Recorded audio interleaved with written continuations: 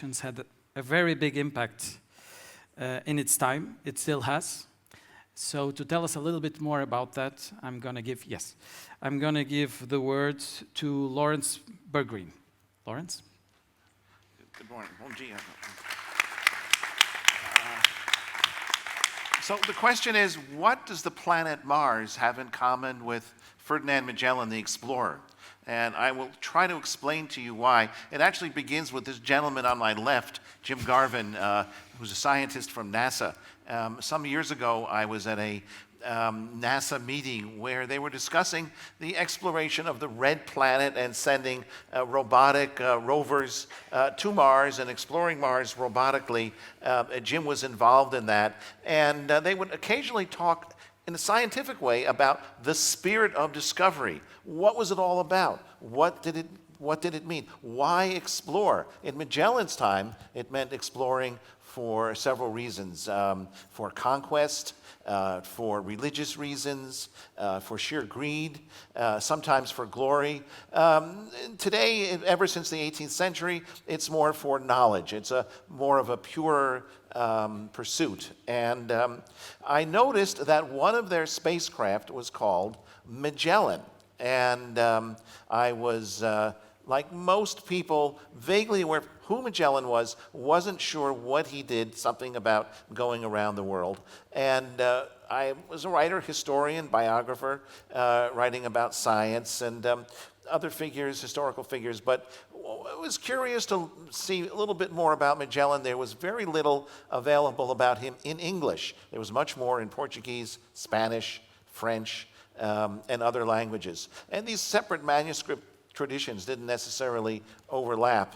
And so I began to think about a little bit about Magellan and wonder about it, and discovered what kind of records were there from his voyage. It turned out there were quite a lot. He brought along a Venetian diplomat named Antonio Pigafetta, who kept a diary and also some pictures. But this diary was non-specialized, and he described what it was like to sail around the world with Ferdinand Magellan.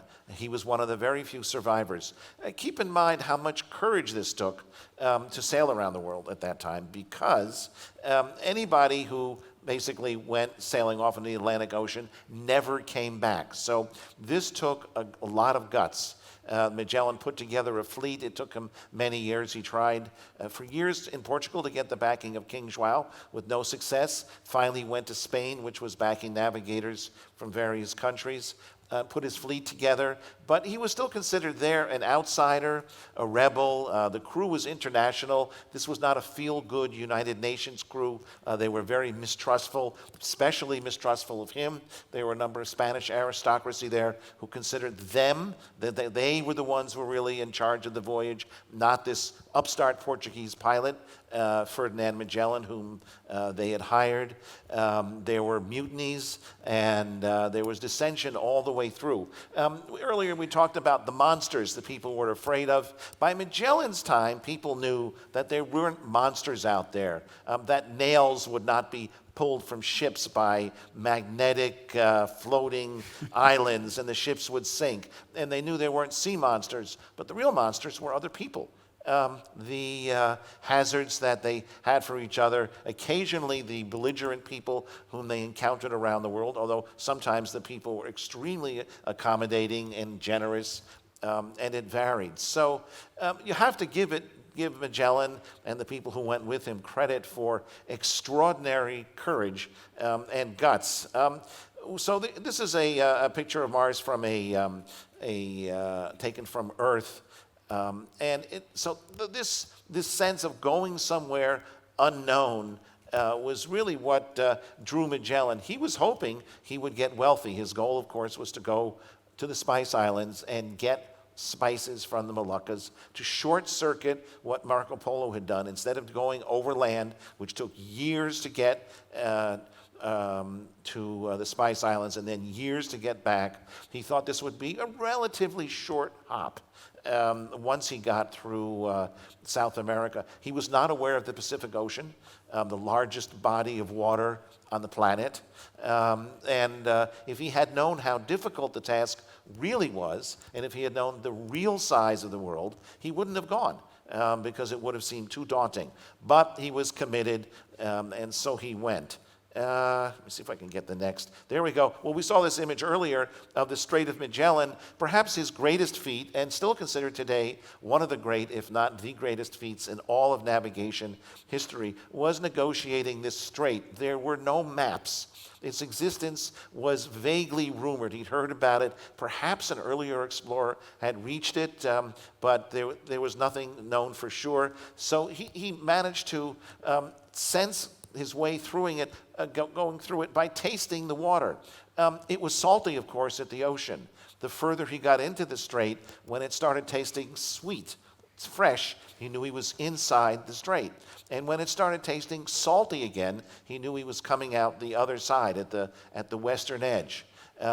It happened to be fairly calm weather when he was there, but there were extraordinary disturbances there called willowaws, which were winds that get up to a very high velocity that when tumbling down the mountain, there were glaciers.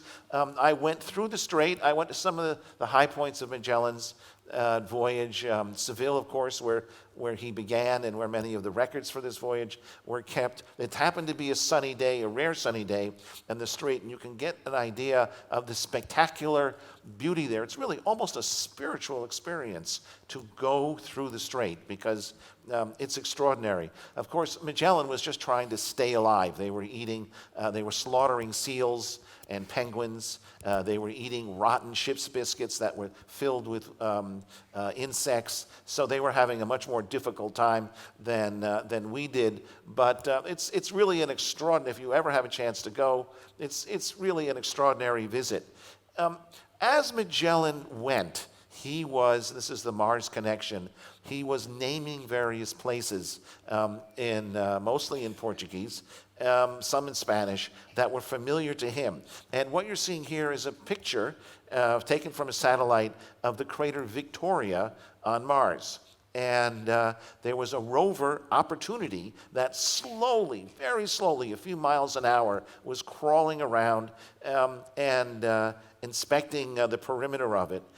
At one point, NASA asked me to name some of these features on Mars after features that Magellan had discovered. That would somehow fit or be appropriate. The whole idea of nomenclature of unexplored lands is a very, very interesting subject, fraught with history, sometimes changes when there are political upheavals, says a lot about who is doing this and who the explorers are. So I picked out about a dozen or 20 places which NASA assigned to these names after some of the highlights of Magellan's voyage. And I don't know if I'll ever get to visit, but that's what it looks like from space. And when, of course, Magellan was killed in the Philippines, as you heard, so he never got to return and see what happened. There were just a few survivors. And the one who you mentioned, my colleague Elcano, was very problematic for Spain because he was a Basque. He was not part of the elite officer class. As a Basque, he was somewhat of an outsider. And he led about 18 or 21 people back to Seville aboard a ghost ship. And just to give you an idea of what this was like, this was not like astronauts returning to a ticker tape parade. When they returned, it was around Easter Sunday, they went on took a tour of penance. They went on bare knees over bare stones till their knees were bloodied in an act of penance, and then went to church to pray for all the sins that these few survivors had committed during the voyage. So they were not really treated as heroes so much as a kind of very special penitence. And later on, there was a modest statue put up for Magellan and the other survivors in Seville. But it took him a long time to achieve the place in history. How much more time do I have? Nothing. I'm out? Okay. I'm sorry I asked that question. No, that was a very good question. Okay. Thank you. All right, Thank you so much, Laurence. Obrigado. Thank you. Oh, yeah. So, So future will bring us for sure many voyages, many trips. Hopefully many of